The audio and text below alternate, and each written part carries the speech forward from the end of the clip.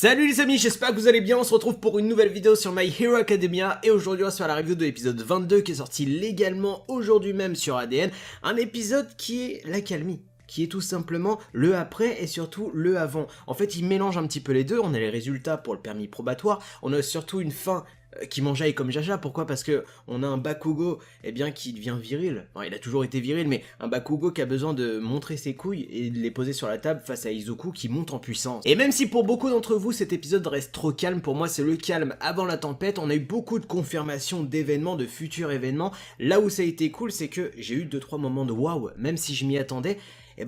On a enfin la confirmation, et la première confirmation c'est l'échec de l'examen de Shoto, Bakugo et de Inazа. Pour moi c'était sûr à 100%, puisque c'est des gars assez solistes, qui veulent faire tout seuls, qui se sentent supérieurs, et là ils ont eu une correction, une belle correction, puisque la plupart des élèves ont eu l'examen, sauf eux.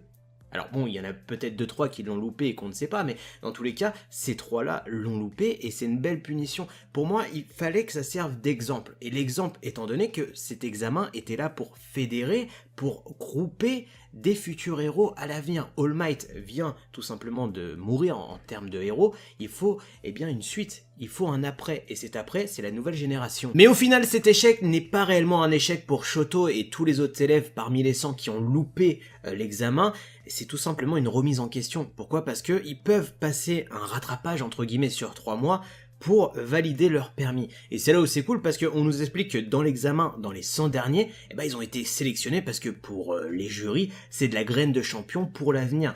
Donc voilà, ils peuvent pas se passer d'un Shoto, d'un Bakugo, d'un Inazа qui ont beaucoup de puissance, des alters intéressants, mais il faut qu'ils prennent du poil de la bête et surtout, faut qu'ils réfléchissent à comment agir en groupe et surtout à respecter les autres héros. Mais comme je vous l'avais dit en début de vidéo, cet épisode, là où il est cool, c'est ces moments de waouh, qu'on se dit putain, je m'y attendais, mais on a la confirmation. Et effectivement, rappelez-vous dans mes reviews précédentes, qu'on avait eu ce fameux combat, enfin cette altercation entre Camille de Shigetsu et Izuku, je vous avais dit mais putain, Izuku il a toujours le chic de tomber sur des filles qui sont complètement folles, qui veulent son corps, enfin bref. Mais ces filles-là en particulier sont des tarés psychopathes, qui veulent du zizi sexuel et tout le bordel. Et j'étais un petit peu choqué, mais elle me faisait penser à Himiko. Voilà, c'est Himiko qui s'est tout simplement introduit dans l'examen probatoire du héros. Et c'est là où c'est cool parce que elle avait un but qui était récupérer du sang de Izuku pour Shigaraki. Alors, pourquoi en foot? Pour moi c'est simple, avec le peu de sang qu'elle a récupéré, il y a un peu d'essence du One for All, du pouvoir de All Might entre guillemets, mais surtout du pouvoir actuel de Izuku. Et si je m'en rappelle bien, le tout premier Brainless qu'on avait eu de la part de Shigaraki, c'était un Brainless qui était capable de résister à la force d'All Might. Donc c'était quelque chose de assez intéressant en soi, mais alors imaginez qu'on puisse introduire un Brainless qui a cette capacité, plus la puissance intermédiaire du One for All. Ça serait complètement fou et ça pourrait donner des sbires plutôt intéressants pour Shigaraki et surtout peut-être une victoire potentielle. Et d'ailleurs en parallèle on va avoir All Might et All for One qui vont parler à la prison de All for One, puisque All Might veut tirer des informations de où est Shigaraki, puisque je vous rappelle que c'est quand même l'enfant, le fils de son maître, donc forcément il est atteint par cette nouvelle toujours.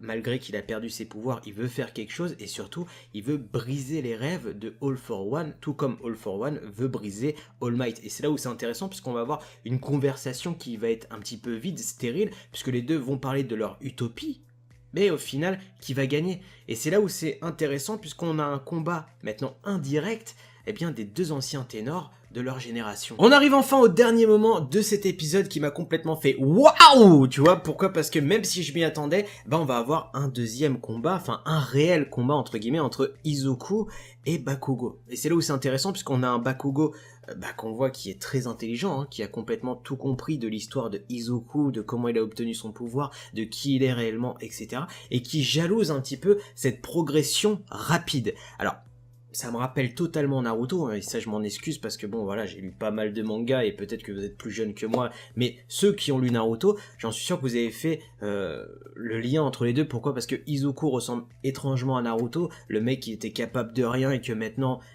dépasse le mec qui était surdoué.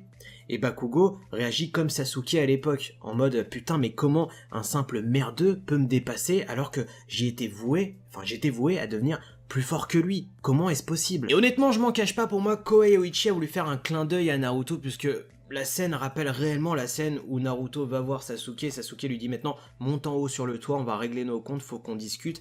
Bah là c'est exactement pareil avec Bakugo. J'espère que au terme de ce combat, bah Bakugo reste gentil, que ça devienne pas un Sasuke bis, j'espère pas. Mais je pense pas que Kohei Oichi serait assez bête pour faire le même chemin scénaristique que Sasuke, parce que sinon ça sentirait trop l'inspiration. Mais dans tous les cas, j'espère que ce combat va donner un sens à Bakugo, un nouveau sens pour sa vie de héros. Dans tous les cas, voilà tout ce que je pouvais dire sur l'épisode 22 de My Hero Academia, un très bon épisode qui certes était calme, mais putain qu'est-ce qu'il emmène. Il t'emmène jusqu'à un combat avec Bakugo et Izuku au prochain épisode. D'ailleurs, dites-moi en commentaire de quel team faites-vous partie. Est-ce que vous êtes team Bakugo ou team Izuku? Dans tous les cas, n'oubliez pas de liker, de partager, de vous abonner à la chaîne YouTube. Sur ce, moi je vous laisse. Tchuss!